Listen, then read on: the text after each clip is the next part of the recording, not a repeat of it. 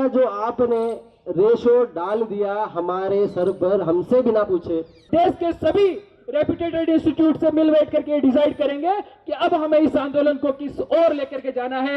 यह तो सिर्फ अंगड़ाई है, बाकी अभी यह तो सिर्फ अंगड़ाई है। वैसे तो आप में से ऐसा कोई भी नहीं होगा जो आज तक अस्पताल में न गया हो और अस्पताल में डॉक्टर और नर्स को न देखा हो।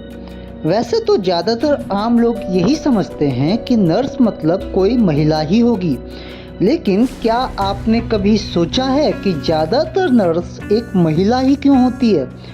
चलिए हम आपको बताते हैं इसके पीछे की कहानी।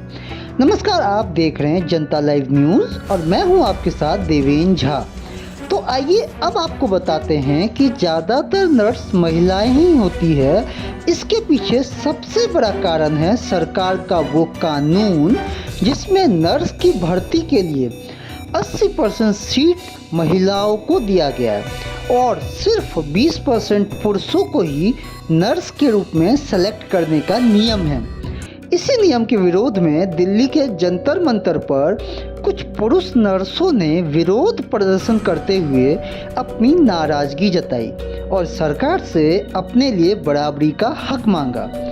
आइए सबसे पहले आपको दिखाते हैं ये वीडियो, फिर हम आपको बताएंगे कि कैसे पुरुष नर्सों ने अपने साथ हो रहे अत्याचार के खिलाफ अपनी आवाज़ उठाई। 2016 के टाइम पे जब कमीशन आया था तब ऐसा कोई बड़ा आंदोलन नर्सेज का हुआ था। उसके बाद में मुझे लग रहा है कि कोविड के बाद में इतना बड़ा आंदोलन आज वापस हो रहा है।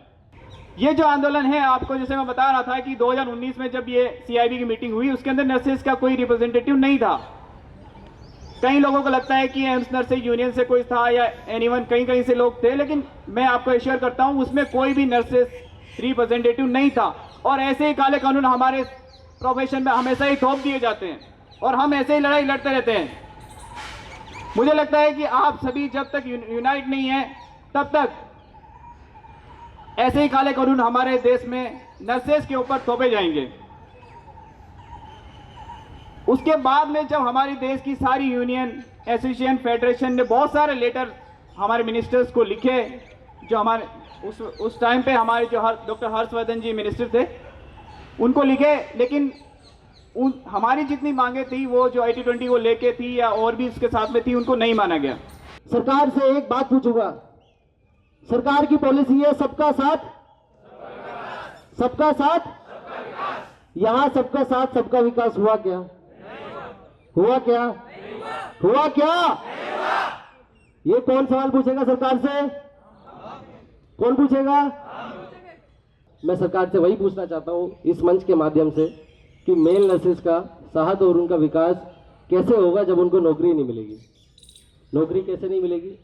20% का जो आपने रेशो डाल दिया हमारे सर पर हमसे बिना पूछे, हमारे जो भी रिप्रेजेंटेटिव्स थे उनकी राय बिना लिए, हमारे ही सर पे, जैसा कि अभी विकास जी ने और राजमल सर ने बड़े अच्छे शब्दों से आप तक अपनी बात रखी कि हमारे प्रोफेशन को दबाया जाता है। क्यों?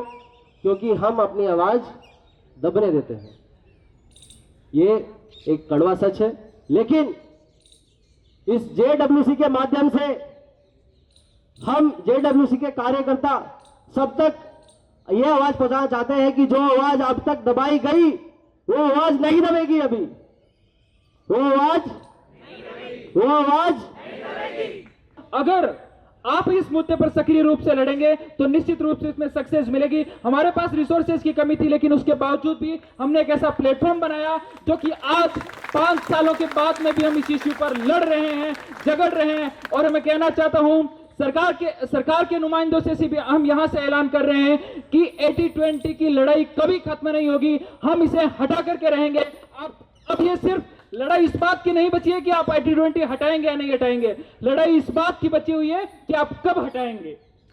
तो यहां से और आज हमारा जो मैसेज है ये सिर्फ इतना ही नहीं है कि हम इतनी कम संख्या में आए हैं, फिर हमारा ये रिप्रेजेंटेशन ये साबित करना था कि इस देश के कोने कोने से हमारे लोग इसके खिलाफ आवाज उठा रहे हैं। आज हम जो सक्रिय लोग हैं यहाँ पे आए हैं, हमारे पास में समय कम था, हम एक विरोध दर्ज कराना चाहते हैं, लेकिन अगर सरकार हमारी बात नहीं मानती है तो यह आंदोलन हम और तेज करेंगे और आक्रोश से हम आगे बढ़ेंगे। वो दिन दूर नहीं कि आज हम जंतर मंतर पर है, कल हम निर्माण भवन पर भी हो सकते हैं।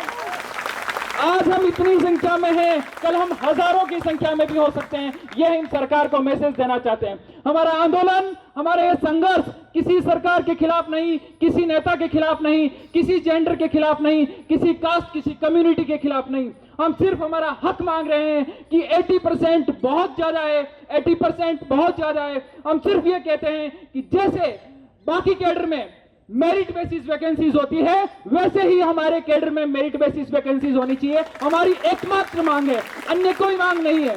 और दूसरी चीज, हम इस मंच के माध्यम से एक आह्वान करते हैं, हमारे लिए पॉलिसीज बना दी जाती है, राजमल सर ने जैसा कहा, हमारे लिए कानून बना दिया जाता है, हमसे कोई नहीं पूछता। हमने पूरे देश भर में शांतिपूर्वक प्रोटेस्ट किया, ब्लैक बैच बांधा, हजारों की संख्या में हमने ट्वीट किए, हमने सिग्नेचर कैंपेन किए, हमने हजारों की संख्या में, लाखों की संख्या में सिग्नेचर मिनिस्टर तक पहुंचाए, लेकिन सरकार ने फिर भी इस पर ध्यान नहीं दिया।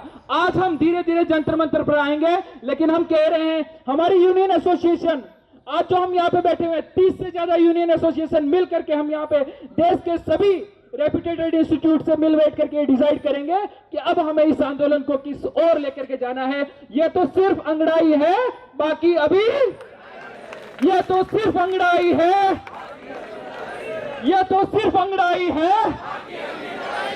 जेपी नड्डा जी न्याय करो, जेपी नड्डा जी न्याय करो, स्वास्थ्य मंत्री जी न्याय करो।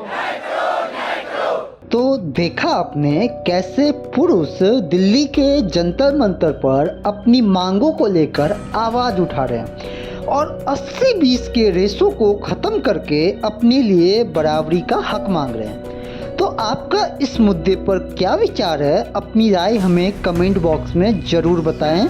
और अगर आपको यह वीडियो पसंद आई हो तो हमारे चैनल को लाइक, सब्सक्राइब और शेयर ज़रूर करें, ताकि हम ऐसे ही और भी तमाम खबरें आप तक पहुंचाते रहें।